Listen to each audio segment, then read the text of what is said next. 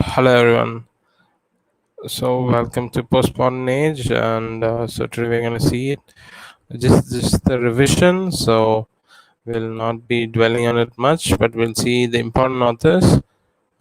This I should tell you, I have covered only the novelist. I have not covered the dramatist nor the poets. So be careful with that. You just go through all those things. Now let's talk about postmodernism. What do you mean by postmodernism? Basically, it is an idea that developed during the mid late 20th century. It changed everything, in philosophy, arts, architecture, and everything it was changing. And another important thing is it's a historical era which broke away from modernity. Okay, all the modern things were there, but it moved away from modernity. Whereas we leave behind James Joyce and everyone, now everything is changing in writing as well. So we're going to see the novelists in postmodern British history. Okay, so we'll be quick with that. We'll see the important writers, and I'll try to connect it with the overall, the canon of British literature. First, let's just talk about, you know, Agatha Christie. I have made it a point to include popular writers as well as literary writers. Of course, the debate is on that whether they are literary writer or popular writer. That should be a problem, but then still I have tried to cover both the sides. Well, Agatha Christie is called the Queen of Crime novels, and she's written amazing novels, almost 100 books, and she has sold only. She's behind Bible and works of William Shakespeare. She has written so many works, and they are all been selling like hotcakes. And then some of her great works are Murder of Roger Ackroyd, then Peril at End House, and I've mentioned Murder on the Orient Express. Murder on the Orient Express recently it became a movie, and Murder on the Nile is coming up, and that is a wonderful novel as well. Her other important works as such is Endless Night, and first is The Murdered Styles. Okay, that's the novel that got her famous, and of course she's written a play called Mousetrap, which is considered one of the best plays. So, in case a question arises about Agatha Christie, you can know about her. And then Janet Winterson. Well, uh, Winterson is basically where you get introduced to, lesbian kind of writing. So her most famous work is Oranges Are Not the Only Fruit. So it's basically a semi autobiographical novel about a teenage girl who's rebelling against conventional values. As you know, Winterson was from a Protestant background, and she they don't agree to LGBT community as such, so she has to break away from that. So she wrote this book called Oranges Are Not the Only Fruit. So that became a very famous book. And other books are The Passion, Sexing the Cherry, all these books. So remember Jeanette Winterson. Okay, let's talk about JRR Tolkien. He's a popular writer. There's John Ronald Reuel Tolkien. So you know Lord of the Rings, and he's the guy who wrote the Lord of the Rings. He was an Oxford professor, and he was also the friend of famous C.S. Lewis, who actually wrote the Narnia series. So there were a bunch of professors who wrote great works which are very famous in popular culture, and every one of their works have become like movies, famous movies, Lord of the Rings, The Hobbit, and all these works. So J.R. Tolkien might not be considered pure literature, but his works are considered as high fantasy, meaning it's grand, it's epic, and he was he created his own language for this, the elfish and all these things.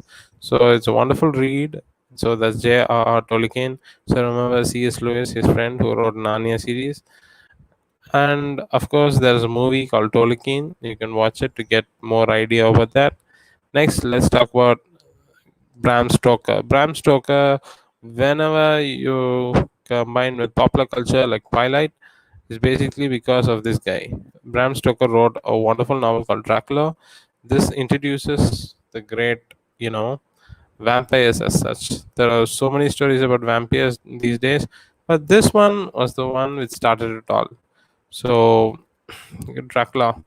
Dracula was an awesome novel, and probably influenced Annie Rice to write Interview with the Vampire and all such novels. So that was a great work.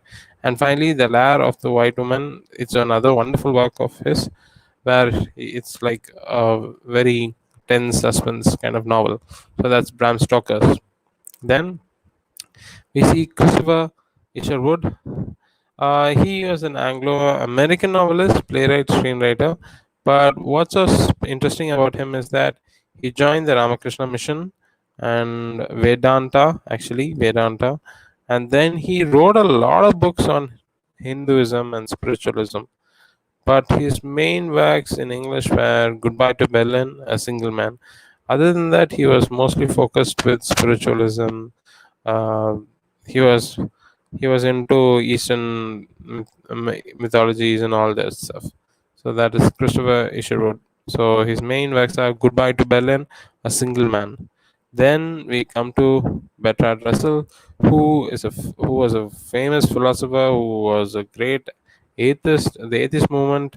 He was one of the pillars for the atheist movement, and he was a great mathematician. But still, he was into literature as such. So he wrote some amazing works called German Social Democracy, a critical exposition of the philosophy of Leibniz, and then the principle of mathematics. The Principia by Newton, the same way he wrote one, the principles of mathematics, Bertrand Russell. So in mathematics also you will be studying about him, and also in literature. Next, we see J.B. Priestley. Whenever we hear about J.B. Priestley, there's only one play that will come to our mind, and there's Mother's Day, a brilliant short play. Um, and here are some of his works: Benighted, 1927, and then The Good Companions, 1929, and Angel Pavement are some of his other works. Okay, so he's not like very popular, but his works are good. And then we come to a very popular writer, William Somerset Maugham. So he was fantastic. His writing is brilliant, and during his time, he was one of the highest paid author. And his novel of Human Bondage is autobiographical. It's a brilliant novel. He was basically a physicist, and then he moved to become a writer. So his short stories tend to have a lot of doctor characters and stuff. And Liza of Lambeth was his first story, and which became very popular. So he stuck with story writing. Okay, so that is William Somerset Maugham. But if you're going to read any of his works, then Of Human Bondage is one of the best. Then we go to Doris Lessing. Of course, she was a British Zimbabwean novelist, and she won the Nobel Prize. And she moved back to London, and her first book is Grass is Singing. It's about natives and white people and how they are there. And then the Golden Notebook. It's a fantastic feminist novel where five people write like differently. So that's the Golden Notebook, which uh, which actually got her the Nobel Prize. And then the Good Terrorist is also one of the best works. So Doris Lessing's. And next we see another Nobel Prize winner, William Gerald Golding. Whenever we talk about Golding, we'll remember Lord of the Flies, one of the most brilliant books ever to be written. It's about some kids getting lost in a jungle after a crash, and what happens to them. These innocent people are starting to form a rebellious attitude. That's the theme of the story. We all animal uh, at our core. That kind of questions are asked in that. So there is a lot of flies. 1954. Then comes Inheritors, and then Pincher Martin is a very weird story where like this guy gets lost and he's alone, and what happens to him. That's Pincher Martin. And Free Fall, Inspire, and of course he won the Nobel Prize. So remember his works, especially Lord of the Flies. If you see a lot of net set questions, you can come across a lot of the flies. They will ask Ralph and all the character names, Piggy. So remember them, right? Going through them. Next, Ian McCain. McQueen, you just have to remember one novel, that is Amsterdam and Atonement. Atonement became a awesome movie featuring Keira Knightley, and Amsterdam won the Man Booker Prize. Okay, so he's a wonderful British writer. Same like the famous Nobel Prize winner Keshu Ishiguro. So they're all kind of the same contemporaries. But remember, if you're not remembering any of his other novels, The Cement Garden, The Comfort for Strangers, The Child in Time, The Innocent, Black Dogs, Enduring Love, remember Amsterdam and Atonement. Okay, Amsterdam won the Man Booker Prize 1998. Then we come to Kingsley Amis. Kingsley Amis was a brilliant writer, and his books are Lucky Jim. You should remember Lucky Jim, 1954. 55, That Certain Uncertain Feeling. 58, I Like It Here. 1960, Take a Girl Like You. So, but Kingsley Amis, write Lucky Jim. These are all the modern movement as such. Hmm. Then Iris Murdoch. Then whenever you hear this name, you just have to remember the Sea, which is a brilliant book, which has a brilliant narration. It's a Booker Prize winner, 1978. Her other works are The Bell, A Severed Head, The Red and the Green, The Nice and the Good, The Black Prince, Henry and Cato. Basically, she's also a philosopher, so philosophic ideas are heavily placed in the books, so we should be aware of it. But one of the best book is The Sea. Okay, so then we talk about John Fowles. John Fowles, there's one book. He's friend of Jean Paul Sartre, Albert Camus, all these modern philosophers. His one work called The French Lieutenant's Women, or Wife, sometimes it's called as, is a beautiful Victorian era romance with a postmodern twist. Okay, so this is a brilliant novel. Remember that novel whenever I talk about John Fowles. Remember this novel. And later fictional works include Ebony Tower, Daniel Martin, Mantis, a Maggot, all those works. Okay, the Ebony Tower, Daniel Martin, Mantis, Maggot. Then Muriel Spark. Muriel Spark, her famous works include, they're all Dame. They're given the Dame's position because they are brilliant writers. The Prime of Miss Jean Brodie is a brilliant novel. Then Memento Mori. These two novels, remember, from Muriel Spark. Mandalum Gate, The Driver's Seat. Then we talk about A.S. Bate. Um, her works, you should remember, one important work is Possession, a romance which won the Man Booker Prize. It's like a novel in a novel where it's metafiction basically. So remember that. Her other works include Babel Tower, Angels and Insects, Still Life, Virgin in the Garden, The Game. So those are her other works. Okay. Then we see Angela Carter. Angela Carter was an English novelist, poet, and she wrote a brilliant book called Blood Chamber. It became a great novel, and she was considered the one of the 50 greatest British writers since 1945. Her famous book, which won the Black Memorial Prize, is Nights at the Circus. It's a black comedy, so it's Nights at the Circus. It's a brilliant book. Angela Carter. Then Anthony Burgess.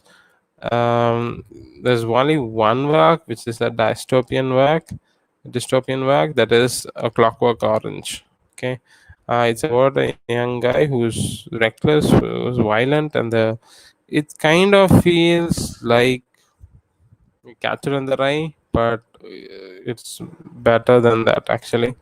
The violence and things. So it's Clockwork Orange. Then we come to Peter Ackroyd. When you consider him, he's a biographer. He wrote biographies on Shakespeare, Dickens, and all these people. So if you get questions, you can remember that he wrote about William Blake, Charles Dickens, T.S. Eliot, Charles Chaplin, and Sir Thomas More. So he wrote all this all these biographies. So that's what he did. So William Blake, Charles Dickens, T.S. Eliot, Charlie Chaplin, and Sir Thomas More. So these are some of the people we have seen.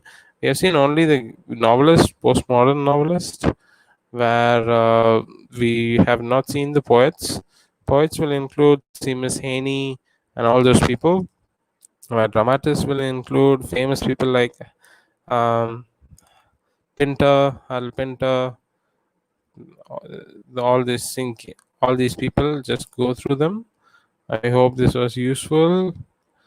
Thank you so much.